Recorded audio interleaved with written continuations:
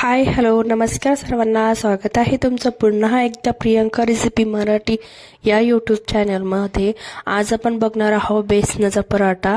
एकदम झटपट होतो, खायला अप्रतिम लागतो। घाई गडबडीमध्ये तुम्हाला ही रेसिपी तुम्ही नक्की करू शकता। चला रेसिपीला सुरुवात करूया। तर इथे मी 2 वाटी बेसन पीठ घेतलेलं आहे। तर आपली भाजीची वाटी असते त्याच वाटीच्या प्रमाणामध्ये हे 2 वाटी बेसन पीठ आहे। तर इथे मी 2 ते 3 मिरच्या कापून घेतलेल्या आहे। एक कांदा छान असा कापून घ्यायचा आहे। कोथिंबीर थोडीशी कापून घ्यायची आहे। एक टोमॅटो कापून घ्यायचा आहे। तर आता हे सर्व इन्ग्रेडियंट्स आपण या पिठामध्ये मिक्स करून घेणार आहोत। तर बेसन पिठामध्ये मी कांदा कापून घेतलेला होता तो टाकलाय, टोमॅटो, मिरची, कोथिंबीर टाकून घेतलेली आहे आणि आता थोडं थोडं प्रमाणामध्ये पाणी ॲड करून हे पीठ छान असं आपण फेटाळून घेणार आहोत, एकजीव करणार आहोत। तर एकदम मीडियम मध्येच आपण हे पीठ मळून घेणार आहोत मिश्रणाचं। जसं आपण डोश्याला पीठ करतो तसंच आपण याचं पीठ बनवणार आहोत। तर एकदम जाडही नाही घट्टही नाही, एकदम असं मीडियम मध्येच आपण हे पीठ मळून घेणार आहोत। 1 चमच्यामध्ये लाल तिखट, 1 चमचा हळद, चवीनुसार मीठ आणि थोडासा हिंग टाकून घ्यावे आणि आता छान असं हे पीठ छान असं फेटाळून घेणार आहोत। हे सर्व आता मसाले आपण एकत्र करून घेणार आहोत। ते 2-3 मिनिटं छान असं हे एकत्र करून घेतलेलं आहे। तर बघू शकता तुम्ही 2 ते 3 मिनिटं आपण छान हे सर्व एकत्र करून घेणार आहोत। आणि आता गॅसवर मी तवा ठेवलेला आहे आणि तव्यावर आपल्याला 1 चमचा तेल ॲड करून सर्वीकडं छान असं पसरून घ्यायचं आहे। गॅसची फ्लेम आपल्याला हायच ठेवायची आहे आणि तवा जाड असल्यामुळे मी गॅसची फ्लेम हाय ठेवलेली आहे। आणि आता यावर आपण आता छान पद्धतीने असे बेसन पिठाचे थालीपीठ टाकून घेणार आहोत। तर पळीच्या सहाय्याने आपण यामध्ये पीठ टाकून असं पसरून घ्यायचं आहे। तर तुम्हाला जशा साईजमध्ये तुम्हाला थालीपीठ करायचे असेल तसे तुम्ही याचे थालीपीठ करू शकता। तर मी मीडियम साईजमध्ये, छोट्या साईजमध्येच हे थालीपीठ करून घेतलेले आहे। तर एका साईडने आपल्याला 2 मिनिटे छान असं भाजून घ्यायचं आहे। त्यावर थोडंसं तेल ॲड करत राहायचं आहे आणि याच्या कडा आपण आता एक अशा प्रकारे मोकळ्या करून घेणार आहोत।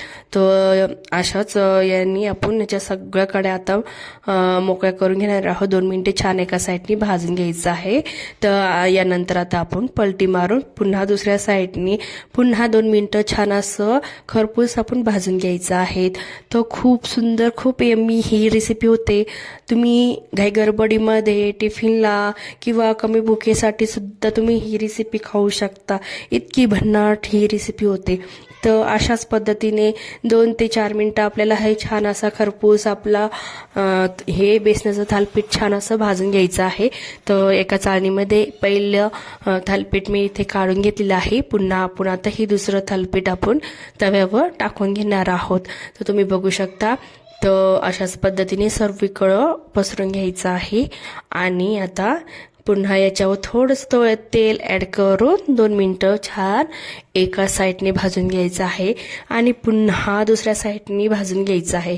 तो खूप सुंदर अशी ही रेसिपी आहे। झटपट होते, खायला अप्रतिम लागते आणि लवकर होते। तर चला अशाच पद्धतीने आपला दुसरी बॅच ही इथे तयार झालेली आहे। तर बघू शकता तुम्ही अगदी अलगद असे हे थालीपीठ निघतात। तर तुम्ही तवा जर पातळ असल्यास तुम्ही मीडियम गॅस करून तुम्ही हे थालीपीठ बनवून घेऊ शकता। तर माझा तवा जाड असल्यामुळे तर मी मोठ्या साईज याच्यामध्ये ही थालीपीठ बनवून घेतलेली आहे। तर तुम्ही बघू शकता इतके छान हे थालीपीठ दिसत आहे। तर अशाच पद्धतीने हे आपली बेसनाचा पराठा किंवा बेसनाचं थालीपीठ तुम्ही याला देखील म्हणू शकता। एकदम झटपट होतं, खायला अप्रतिम लागतो। तर तुम्ही छोट्या मुलांना अशाच पद्धतीने तुम्ही हे थालीपीठ बनवून देऊ शकता। खूप सोपी आणि साधी पद्धत आहे।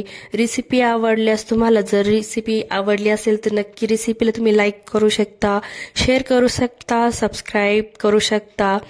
तर अशाच पद्धतीने ही थालीपीठाची रेसिपी तुम्हाला कशी वाटली हे नक्की मला कमेंटमध्ये सांगा. आणि तुम्हाला आवडली असेल तर नक्की ट्राय करून बघा.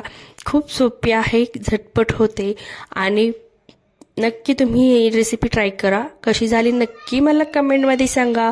तोपर्यंत स्वस्त खा, मस्त रहा आणि चॅनेलला खूप खूप सपोर्ट करा. धन्यवाद. अशा